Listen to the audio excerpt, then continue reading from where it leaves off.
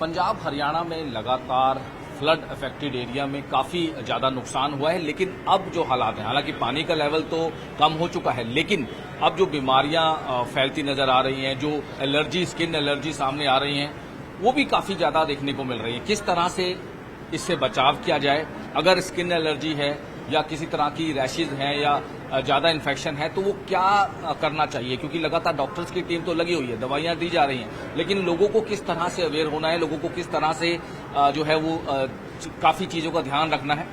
हमारे साथ डॉक्टर जयती बत्रा जी हैं, स्किन स्पेशलिस्ट हैं। मैम, क्योंकि जो हालात पंजाब में हैं इस टाइम आपने देखा, क्योंकि स्किन एलर्जी बहुत ज़्यादा हो रही है, क्योंकि पानी में लगातार रहे, गंदा पानी है, काफ़ी ज़्यादा सीवरेज का पानी है मिक्स होकर, किस तरह से चीज़ों का ध्यान रखना है क्योंकि इस तरह के मामले सामने आ रहे हैं? नमस्कार। सबसे पहले तो हम ये समझें कि फ्लड के पानी से दिक्कत होती क्यों है। एक तो फ्लड के पानी में सीवरेज मिक्स हो जाता है, जानवरों का कूड़ा कचरा, उनका एक्सक्रीटा मिक्स हो जाता है, कीटाणु होते हैं, केमिकल्स मिक्स हो जाते हैं और उसमें जो है मच्छर पैदा होता है ऊपर से। तो इन सब फैक्टर्स की वजह से अलग अलग स्किन की बीमारियां आती हैं। तो पहले तो पहचानना चाहिए कि हो क्या रहा है। इसकी वजह से गंदे पानी के कांटेक्ट में आने से रैशेज हो सकते हैं, उसमें कीटाणु हैं तो उसकी वजह से फोड़े फिंसियां हो सकते हैं, सीलन रहेगी तो उसकी वजह से फंगस का इन्फेक्शन हो सकता है, और क्योंकि उसमें कीड़े मकोड़े पैदा होते हैं तो उनके काटने से प्रॉब्लम हो सकती है। तो ये कैसे दिखेंगे? लाल रंग के रैशेज होंगे, फोड़े फिंसियां होंगी, या फिर गोल गोल दाग जिसको बोलते हैं वैसा फंगस का निशान होगा।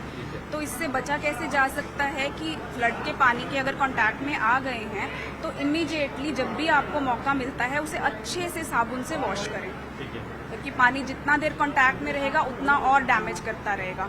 उसको अच्छे से धोकर उसके ऊपर एक अच्छा नारियल का तेल या मॉइस्चराइजर लगाएं ताकि सीधा कीटाणु और केमिकल त्वचा के कांटेक्ट में ना आ पाए, बीच में एक लेयर बनी रहे। और उसके बाद अगर आपको लग रहा है कि वो आपके पहले से कोई कट्स हैं तो फ्लड के पानी में अगर आपको जाना पड़ रहा है तो उसके ऊपर एक वाटरप्रूफ टेप लगा के रखें ताकि वो ओपन जो वुंड्स हैं उसके थ्रू और इन्फेक्शन आके वो बढ़ ना जाए।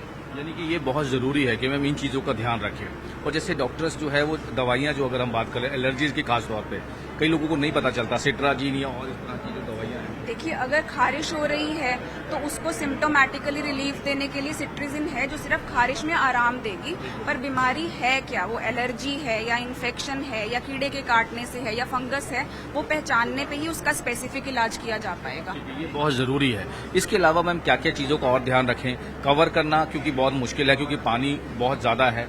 उसके बाद एकदम एलर्जी अगर होती है तो साथ के साथ डॉक्टर्स के साथ सबसे पहले तो उसको अच्छे से धोकर, नारियल का तेल सबसे सेफ है, वो तो आप लगा ही सकते हैं, चाहे वो इन्फेक्शन हुई है या एलर्जी हुई है, उसको धोकर अच्छे से उस पर लगाना है। उसके बाद आप खारिश के लिए सिट्रिजिन ले सकते हैं। उसके बाद उसका पर्टिकुलर देखना पड़ेगा कि रीजन क्या है, तो एक बार दिखाकर ही इलाज हो पाएगा। अगर बैक्टीरियल फोड़े फिंसियां हैं तो उसके लिए एंटीबायोटिक देंगे, फंगस का इन्फेक्शन हो रहा है तो एंटी फंगल देंगे, वो पहचान कर ही फिर आगे इलाज। हमने देखा है कि काफ़ी मोटे मोटे जो फोड़े फिंसी टाइप है वो ज़्यादातर लोगों को हो रहे हैं, यानी कि वो गंदगी की वजह से या जी, क्योंकि उस गंदे पानी में कीटाणु पैदा होते हैं, उन कीटाणुओं की वजह से फोड़े फिंसियां हो रही हैं, तो उसके लिए एंटीबायोटिक्स होते हैं, वो आप डॉक्टर की सलाह से ही दे सकते हैं। बाकी एंटीबायोटिक क्रीम आप अपने घर में रख सकते हैं, तो वो जब तक खाने वाली एंटीबायोटिक नहीं मिल रही है तो एटलीस्ट लगाने वाली एंटीबायोटिक आपको थोड़ी देर और इन्फेक्शन बढ़ने से रोक सकती है। एक चीज़ और है कि अगर कंटिन्यू पानी में रहें, जैसे काफ़ी देर पानी में पैर रखें या वो, उससे भी काफ़ी प्रॉब्लम। हाँ, उससे चमड़ी जो है गीलेपन की वजह से एक तो उसमें फंगस तो हो ही सकता है, साथ में डैम्पनेस की वजह से चमड़ी गल सकती है, उसमें रिंकलिंग हो सकती है, तो ये दिक्कतें आ सकती हैं ज़्यादा देर कॉन्टैक्ट में रहने की वजह से। चमड़ी में ज़्यादातर अगर कॉन्टैक्ट में रहें तो चमड़ी जो है वो उसमें प्रॉब्लम आती है। हाँ, उसमें गीलापन, सीलापन हो जाएगा। इसके लिए क्या किया जाए अगर काफ़ी देर हम पानी में उसको धो के क्लीन करके उस पर मॉइस्चराइजर, बैरियर क्रीम या नारियल का तेल लगाया जाए। ये बहुत ज़रूरी है जी। तो मैम स्किन एलर्जीज तो आज के टाइम में काफ़ी ज़्यादा देखने को मिल रही है, चाहे छोटे हों चाहे बड़े हों। जी, मौसम इस तरह का है, इस मौसम में स्किन एलर्जीज तो बढ़ ही जाती हैं। तो सफाई सबसे इम्पोर्टेंट है। अगर आपके कुछ ज़्यादा देर धूप में रहे हैं, ज़्यादा देर आप पानी में रहे हैं, तो जब भी आपको मौका मिले उसको अच्छे से साफ करके, एक माइल्ड सोप के साथ साफ करके, ज़्यादा एंटीबायोटिक सोप यूज़ करने की जरूरत नहीं होती है। और दूसरा, लोगों में ये भी मिसकंसेप्शन होता है कि हम पानी में डेटॉल डाल लें या नीम के पत्ते या कपूर डाल लें, उससे फ़ायदा हो जाएगा। वो नहीं करना चाहिए, उससे स्किन जो पहले ही सेंसिटिव हो रखी है उस पर और इरिटेशन हो सकता है। तो सिंपल सादे पानी से धो के एक माइल्ड सोप से उसके ऊपर नारियल का तेल लगा। ये बहुत ज़रूरी है। जी, ठीक है। तो बहुत ज़रूरी चीज़ें हैं कि किस तरह से ध्यान रखना है, क्योंकि जो स्किन एलर्जी है वो बहुत ज़्यादा देखने को मिल रही है और ख़ास तौर पर जो फ्लड वाले एरिया हैं वहाँ लोगों के, चाहे वो लेडीज़ हों, चाहे वो जेंट्स हों, चाहे वो बच्चे हों, बुजुर्ग हों, उनको इस तरह की दिक्कतें ज़रूर आ रही हैं। क्या क्या चीज़ों का ध्यान रखना है, जैसे डॉक्टर ने बताया, और उसके बाद जो डॉक्टर से कंसल्ट करके दवाइयाँ जो लेनी है उसका भी ज़रूर ध्यान रखना है। मोहाली से कैमरामैन सरप्रीत सिंह के साथ मनोज राठी, न्यूज़ 18।